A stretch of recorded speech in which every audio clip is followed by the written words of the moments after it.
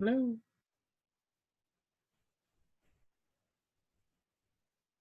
There we go. Thank you, Janine, for reminding me of that. It's a team effort for sure. Okay, so made it to week 2, and you guys, I know, listened to the audio that we talked about last time because you both filled out your thing. And anything from that you want to share, maybe that you and I that we didn't talk about individually, or that you think is worth sharing with each other? This is from the audio trading thing. I really like it. Stuck out to me the checking the top selling items every month. That was something, and the checking sales history, yeah, per customer sales average. That was a big thing for me that I have never really done very the per customer sales average I've done a little bit, but the checking the top selling items I've never done. So that was kind of something good. Oh, Jill, we didn't talk about this either, but I loved what she said about, people walk in with a dollar amount in their head that they're going to spend. Yeah. Or sometimes even an idea of what they want to buy. And I just thought that was sort of an interesting thought. I'm not sure where I want to go with it because I was not real warm and fuzzy about her approach. What was her approach? Basically, it was saying, and I'm going to talk them out of that, and it doesn't matter, or something like that. They buy what I want them to buy, and they're going to spend what I want them to spend, or whatever. And I get what she's saying, but I guess I don't know. It stuck out to me, but I don't know how I want to deal with it, I guess. Well, I certainly agree. I mean, you don't want anybody to feel like they're being manipulated. And we don't want to feel like we're manipulating people, making them do something they don't want to do, because that's not good at all. But certainly as far as what they wanted, I mean, I've had that happen all the time where people would come up with their order like, oh, well, I thought I was getting this tonight, but then I saw those things. And that makes perfect sense. I think the key is if they end up spending more than they had in mind coming in, we want to make sure that they feel like they're getting value for it. So that they don't have regrets when they walk out the door going, man, I really don't want to spend that much money. We want them to say, wow, I found something that made it worth me spending more money because I'm going to love it and I'm excited about it. Yeah. And that's the difference. So that when they end up spending whatever amount of money they're spending, that we kind of affirm with them that they're making good choices and they're really going to love what they are getting. And if they don't love it, that's okay too, because we'll take it back. So you're never going to be stuck with something and buyer's remorse afterwards. Okay. All right. Well, let's kind of move on to the next thing and get into some of this week's. Oh, where'd my mouse go? Oh, I have 2 different screens here. And that's not going where. Okay. Sorry, guys. Okay. So that was really focused on selling skills. And of course, there's always more that we can learn. We're never done with that. But we want to then start taking some of that and applying it to some shows and having shows to do. And bookings are always and always will be, a significant part of our business in terms of what we think about and plan for. Okay. And so we want to start talking about bookings and just prospecting in general. And by prospecting, we mean meeting new people, finding new business. You're typically going to have your business as a balance of repeat hosts and customers and also new people coming into it. It's like any other business in the world. If you own a coffee shop, you would want to make sure that you keep bringing people back that are repeat customers, but you don't want to rely entirely on them. You also want to be always bringing in new people, and Pampered Chef business is no different. So what we're looking at here is the sharing aspect of it. Okay. And this kind of goes, brings in some of the belief that we talked about last time. And we're going to talk about some different, aspects of that here real quickly. But it kind of goes to that idea that what you have to offer is something that's going to benefit people, that can change people's lives. And that can sometimes sound a little overly, like melodramatic, go give me a break. But the fact is, as it has on the slide, statistically, people who eat together, and it's not going to always be every night for dinner. And sometimes it's not even dinner. Maybe it's breakfast. Maybe it's that once or twice a week that you make a point of eating together. But we can really facilitate that with what we have to offer. And they do better in everything. They are, this has less promiscuous. I thought that was an interesting one. Less likely to drink and smoke and do drugs, and they do better in school, and they get along better with people, and just all of these sort of things. That eating together as a family and the interaction that comes, the knowing that you have a home team, so to speak, is huge. And so the fact that we're in a business that can help with that can make it easier and more fun. Some people are doing that already. We can just make their life a little bit easier. A lot of people don't and would like to, though. So if we can even help them to one or, a couple of meals a week, to maybe even cook together and eat together and spend that time interacting, in a way that's so helpful and so beneficial to them, it's pretty cool that we get paid to do that. And when you're looking at it from that standpoint, and that's just one of the areas where we can help people really, that it should be something that we want to share, and that we want to make sure that by us going to work, you're going to be able to have an impact, not only today and next month and next year, but really even on, maybe a young kid's life as they get older. And that's a pretty cool thing to be involved in. So the sharing, part of it, and is partly, and we're really looking now at doing this kind of not at shows specifically, because this is the sharing outside of a situation where people are already there to talk about Pampered Chef. That's important. That's, definitely a thing to be, working on, kind of developing those skills. But we want to also make sure that we aren't limited to that, because otherwise we're really only working with the people that we know and that group of people that they get together. And it's not uncommon to be somewhere and meet somebody, even though we might feel like Pampered Chef is everywhere and surely everybody knows about it, but they don't. Or they might know about it but not have a Pampered Chef consultant. Maybe they moved, or their consultant moved, or stopped selling, or whatever that might be. So getting into the routine of spreading the word. And again, look at other businesses that do this, when you've got people that wear their, shirt for, maybe they work at, Dick's Sporting Goods, and they're walking around in a shirt that they wore from there, or they're a realtor or an insurance person, and they, carry things.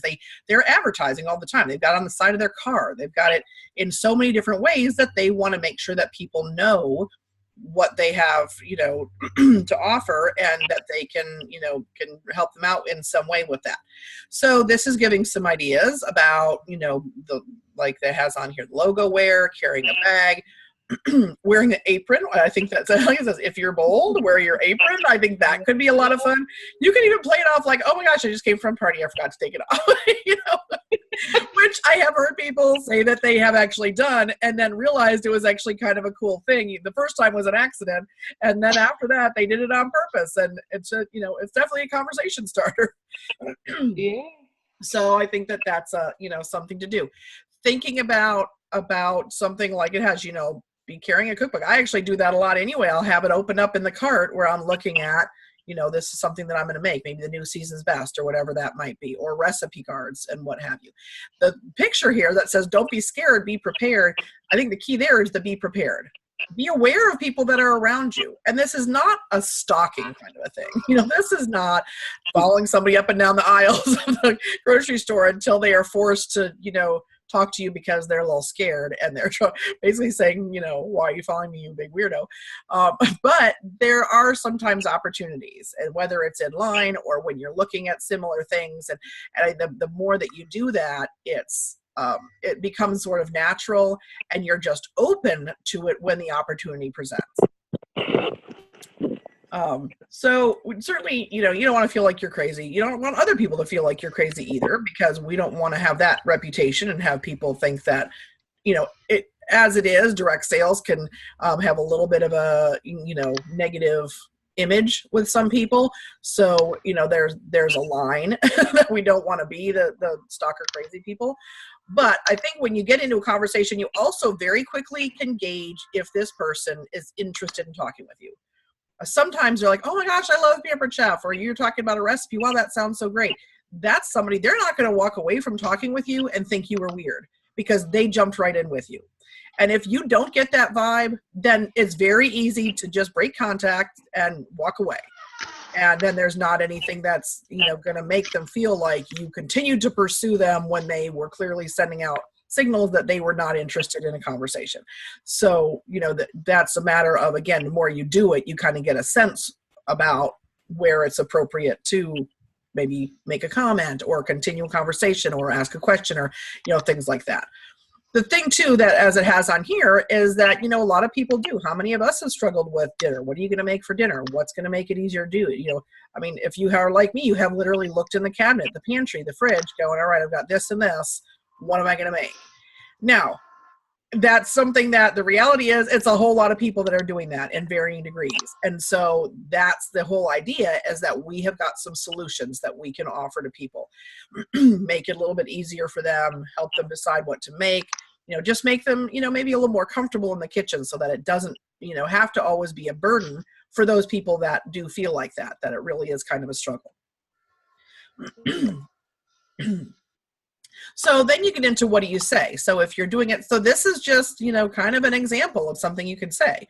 Asking somebody for their opinion. That's a great way to talk to somebody, is ask for a recommendation or their opinion. Have you ever tried this? Was it any good? I was thinking about using it, but I have never tried it before. What are they going to say? Oh my gosh, that horrible Pampered Chef lady asked me a question about a brownie mix. Like, that's the worst thing that happened in their day. Even if they're not interested, it's not anything that's offensive or, anything like that. If nothing else, you maybe got some feedback, and then they might say, oh, I've never tried it either, or I did and it was bad, or it was good, or whatever. But again, their response to something that's very simple, opening like that, is going to let you know where to go from there, if you should even go anywhere. But very often when you talk to people like that, they do say, I love Pampered Chef. Sometimes they say, never heard of it, or I've heard of it, but I don't really know what it is. But a lot of times the answer is, I love Pampered Chef. And then, it certainly is reasonable to, when that's what somebody says, then asking them what's the last time they've been to a party is not a weird thing to say. And again, it's a matter of opening the door, and then their responses leading you, in whatever direction you feel like it makes sense to go. And like with so many other things, the doing it is what makes it easier, makes you better at it. It makes you more comfortable yourself, but also better able to gauge the people that you're talking with. And again, if you're asking questions, would you like to see a catalog? Would you like to, go in my drawing? There are different things that people do. Maybe say, I do a monthly drawing for people that I just meet when I'm, out running errands, because they're not at a party. They didn't get to be in the drawings that I had at parties. So I do a drawing for anybody who wants to go in one, basically. You can carry door prize slips with you, so that if somebody is interested, you say, great, I hear that, have my door prize slips here, same as I would have at a party, and have them fill that out. So again, and it's not going to be every single person that you see, and it's not going to even be every single person that you talk to, but there are certainly a lot of people that are receptive to that kind of a conversation. Maybe if they're not in a huge hurry or having a crying baby, or, whatever it might be that else is going on with them. The box that's on here under what do I say, it says you must call within 24 to 48 hours or throw away the lead. And that really is true. This is true in a lot of different ways. Like when you do a vendor event, you really have a window of about 24 to 48 hours that's going to be much more productive. Now, throwing away the lead, I think, is maybe a little extreme, because sometimes 6 months goes by after you make contact with somebody, whether it was at Walmart or at a vendor show, and you didn't. And you can call them and say, I'm really sorry. I'm just getting back to you now. I lost your phone number, or, whatever that might be. So not necessarily throwing away, but I think it really is worth noticing and acknowledging and planning for the fact that that 24 to 48 hour period is when you're going to get the quickest and the best results, because they still remember you, and they're, kind of, going to be more responsive than 6 months later when you say, hey, remember when we met at the grocery store? And they're like, yeah, actually, I don't know what you're talking about. So you might end up with a little bit of that. So, looking at whatever information you can get from them, ideally, you say something like, would you, can I get your information, or would you be comfortable giving me your name and number? I'd love to check back with you, see what caught your eye, see what you think of the new products, things like that. And making sure that you make a plan to do that. Now, you're probably not going to meet 20 or 30 people when you go to the grocery store. So it's not like this is a huge amount of time that has to be spent on phone calls. But if you talk to one person or two people, and this is a new person to add to your contacts and to follow up with, then for most of us in the next 2 days, 48 hours, we can probably find 3 minutes to call them.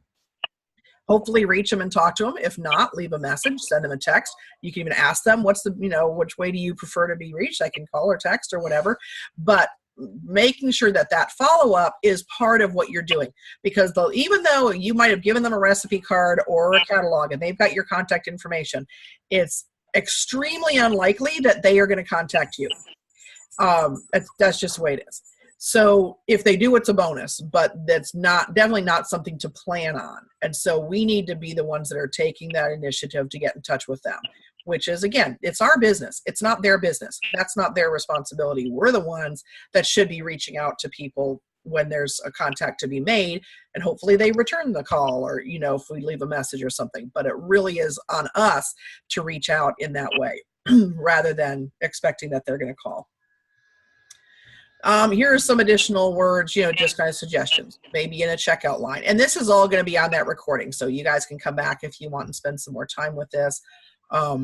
But it's, just kind of the same sort of thing. Have you heard of the Pampered Chef? And you get that, oh, I love Pampered Chef. And so it's the same kind of approach, that you're doing in a lot of different places. And that's also where you start to realize that it does get easier and you get better at it, because it's very similar. Almost whether you're sitting at a ball game with somebody that you don't really know. Oh, excuse me. I will call Cassidy back later. Now I lost my train of thought.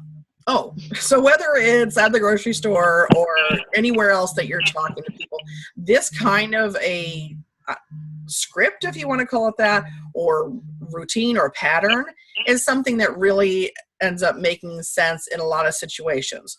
With, of course, a change in the details. If you're at the ball game, you're not going to ask about the brownie mix. But I know that y'all can figure that out. So that's wanting to be, again, prepared with what you're going to say. And down at the bottom, wanting to be prepared when someone asks, what do you do? Or if they're not familiar with Pampered Chef. And so we're going to move into kind of your explaining what a Pampered Chef person is, or what Pampered Chef is. Because if you were to say to someone, oh, what do you do? And they say, I'm a teacher, there's a good chance they're going to say to you, what do you do? And you want to say something about Pampered Chef, but if you're not prepared for that, there's a good chance you're going to not say anything. You're going to say, I sell Pampered Chef, and which is not untrue, but probably not the most helpful thing that you can say. The other time this comes up is if you say, have you ever heard of Pampered Chef? And they're like, no, I never heard of it. What's that? You need to be able to say something, but something short and sweet, something that's not going to be a big run, big, long, over-explaining sort of a thing, but something that's going to get the message across. And you don't want to be fumbling and walk away going, boy, I really screwed that up. I had an opportunity to, maybe connect with somebody, let them know what this is all about, and feeling like you're not saying it in the way that you would want to, the way that you would be able to feel good about. So with that in mind, we get to this thing called a 20-second commercial. You'll hear it called different things sometimes, but basically that's the idea, is in a 20 to 30 second, statement, what would you say that you do? And there are some examples here, but there are a lot of different ways of phrasing this. And it's important for each of us to think about, what do I want to come across as? How do I want someone to see me?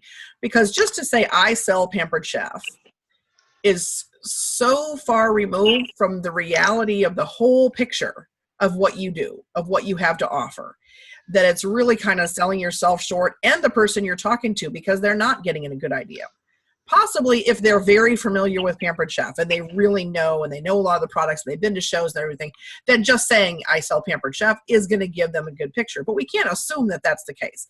And we really should assume the other way, that they don't know what we're talking about.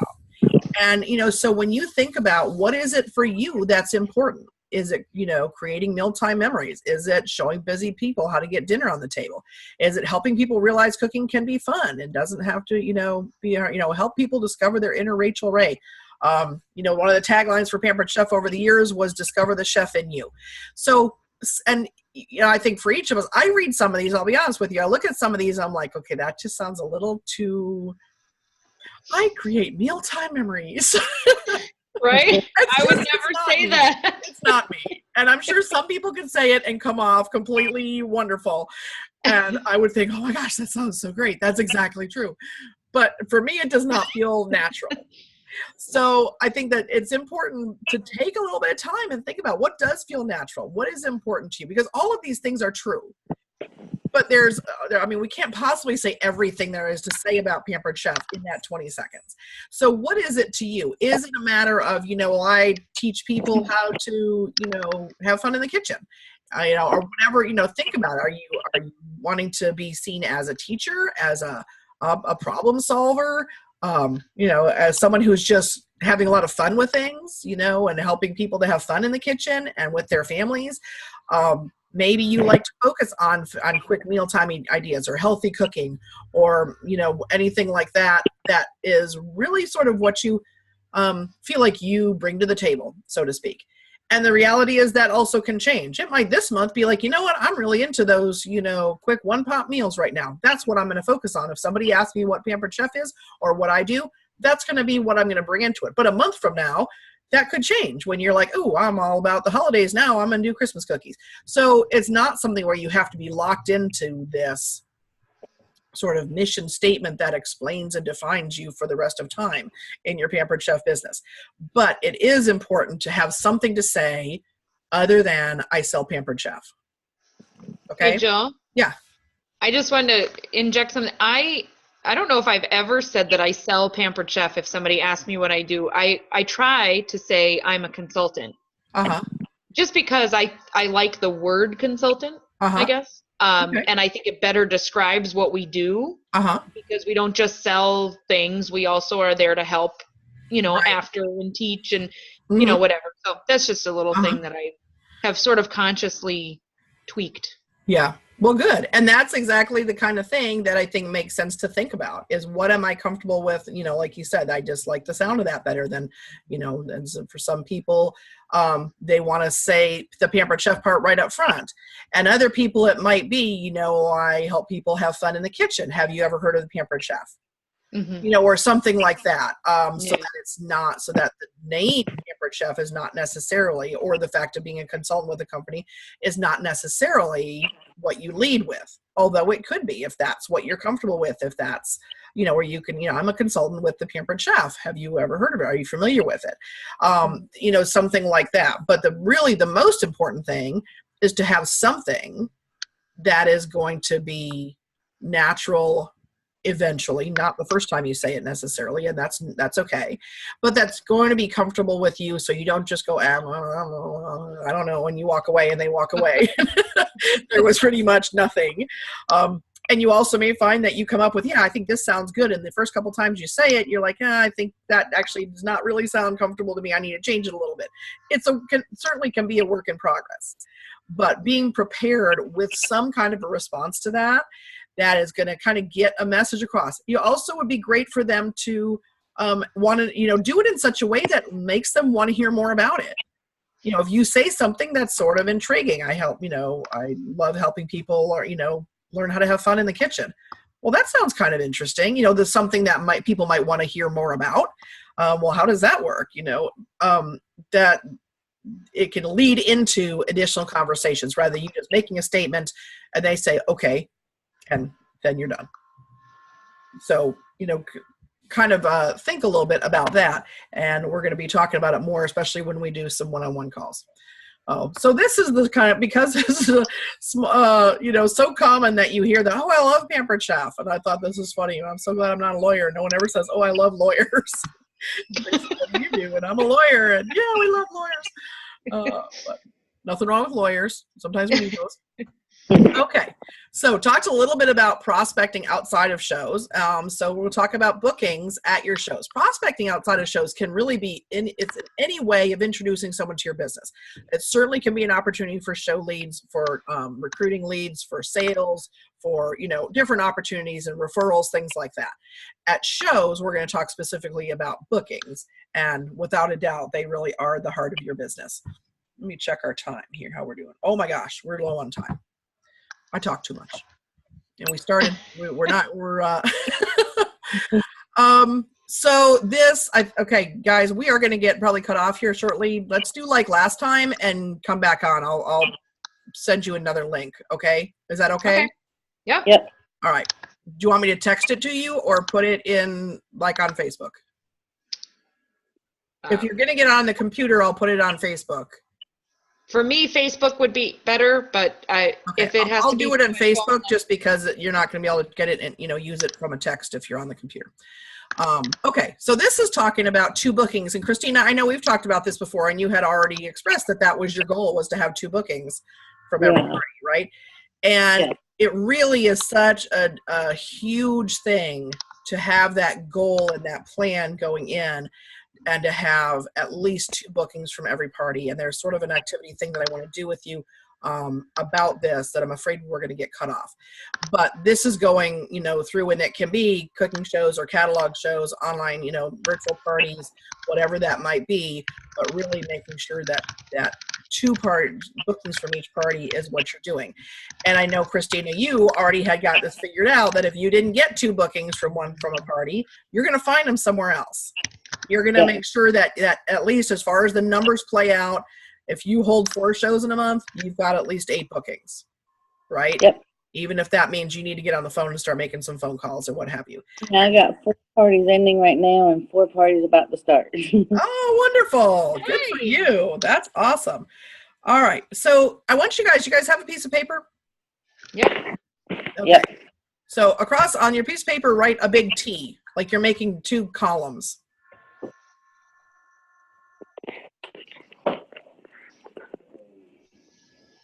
Okay.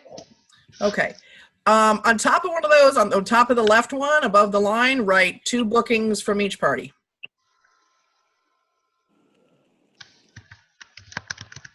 On the what? On the left, like on the top of the left column. Oh, okay. Gotcha. 2 bookings. And on top of the right one, you're going to put 1 booking per party, or from each party.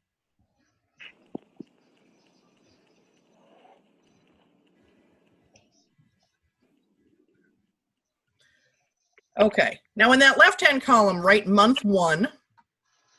And we're going to start this out with 4 shows. Say you had 4 shows on your calendar for any given month. So you have 4 shows scheduled. Now we're going to have to assume there are some cancellations, because you always have to be prepared for that.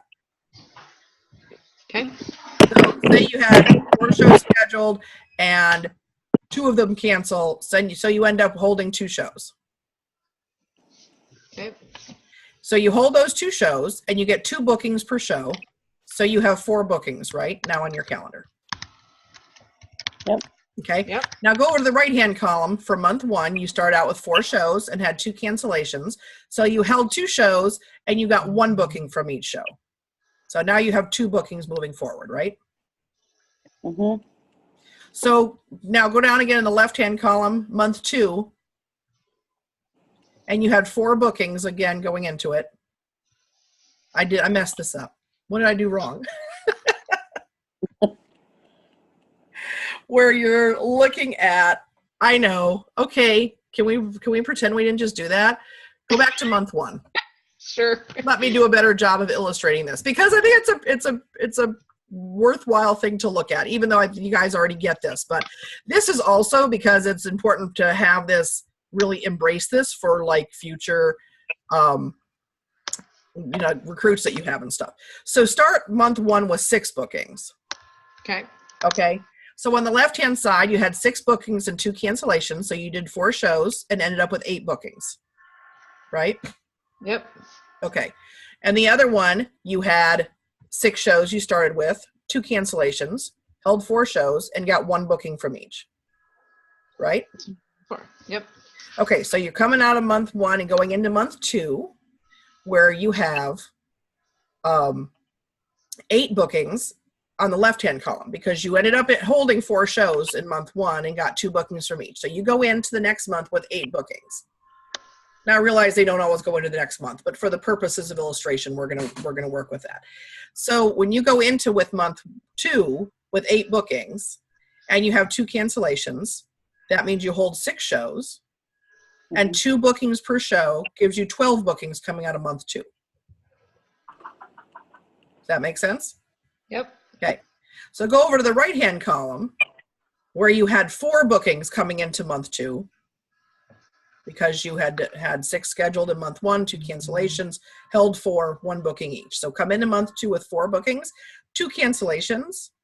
So now you're holding 2 shows in month 2, and you get 1 booking from each. So you're coming out of that month with 2 bookings. Okay. So go back to the left-hand column and go into month 3. And you had how many bookings going into month 3? 12. 12, right? So we'll pull off, let's say even 3 cancellations. Of course, the more shows you have booked statistically, the more, their likelihood that there might be cancellations. So if you'd had 12 shows booked and 3 canceled, that still leaves you 9, which is a good month. But you come out of that month with 18 bookings when you've had 2 from each show. You go into the other right-hand column in month 3. You went into that with how many shows booked? 2. Now with that 2 statistic, that sort of 2 cancellation thing, you're already down to 0. But what if we say, okay, well, if you only had 2, maybe only one of them will cancel, then you're going to have 1 show going into that and getting 1 booking from that. You come out of month 3 on the left with 18 bookings and on the right with 1. Carry that even further into month 4. You go into it with 18 shows, even if 4 of them cancel. You had 14 shows with 2 bookings each. You come out of month 4 with 28 bookings. The other one, you're down to 0 because you only had 1 show.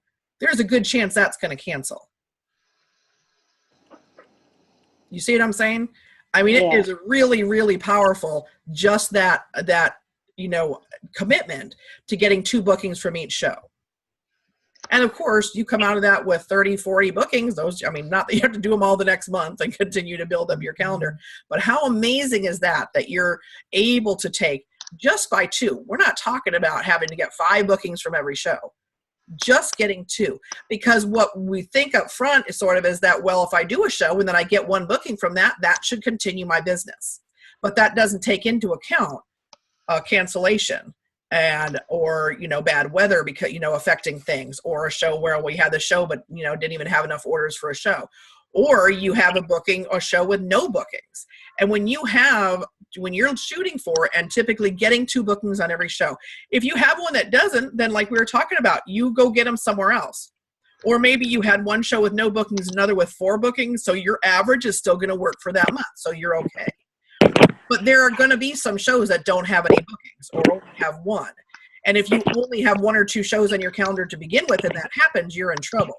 But if you have been tracking and get to the point where you have 6, 8, 10 shows on your calendar, if one of them doesn't have any bookings, it's not going to be disastrous because you have all the others to work with. But when you're kind of trickling down, getting only 1 booking per show and narrowing that down to the point where you have only 1 left on your calendar, that if it cancels, now what? You're done. You're really starting from scratch, starting all over again.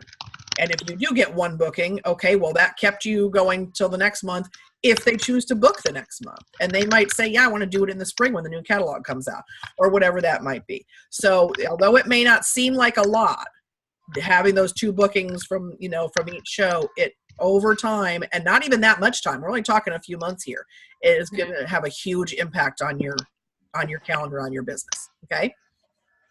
All righty. Let's move on here. Some things you can do to ensure you're getting 2 bookings from each show. And so this is a whole big list of all kinds of things that are just, some of them kind of common sense, but are not always the case. Once in a while you hear about consultants who, I remember going to a show one time and people were talking about a consultant they'd had some parties with and their products were not clean. Like they had used them in their own kitchen and brought them and they weren't cleaned very well. And the people were like, ooh, not really that comfortable with the food that was made in those products, So we might not think too much of it because we think that things are common sense, but it's worth, kind of thinking about. I made some of these pink that are just kind of, might want to pay particular attention to things like the higher price products, which was covered in some of the stuff that you listened to, like that audio from last week, right? Those are great for building your sales at a show, but also for increasing bookings when people really are interested in getting those higher price things. And one great way to do that is to have a show.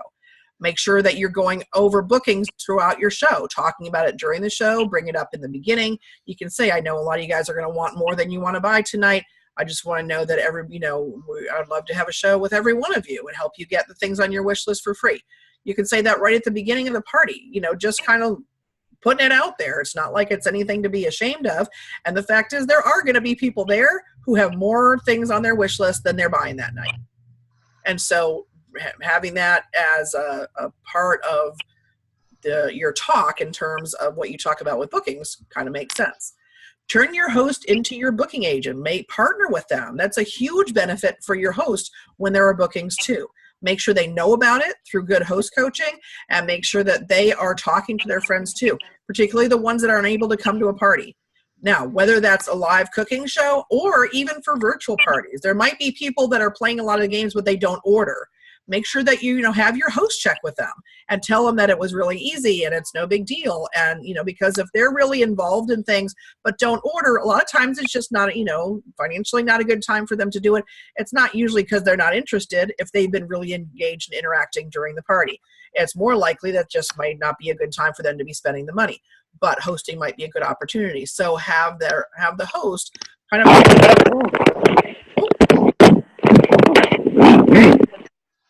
Yeah, my elbows look on the board. Okay.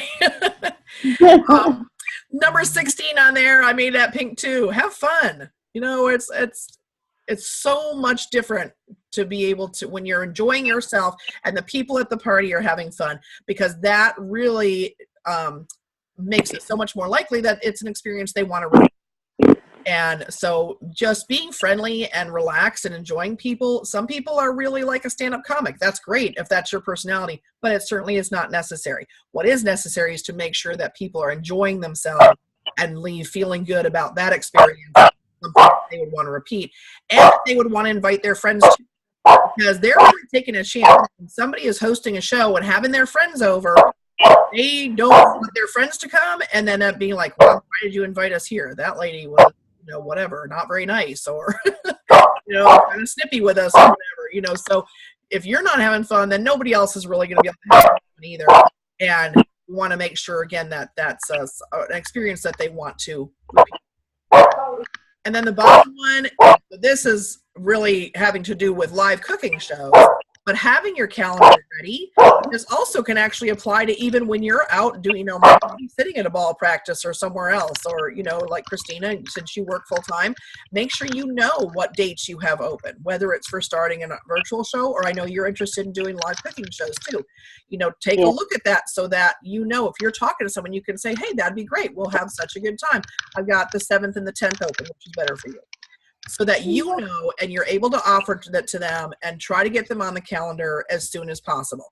If they have to go home and check their calendar, no problem. Pencil it in, tell them, get in touch with them to follow up and make sure that's still going to be a good day.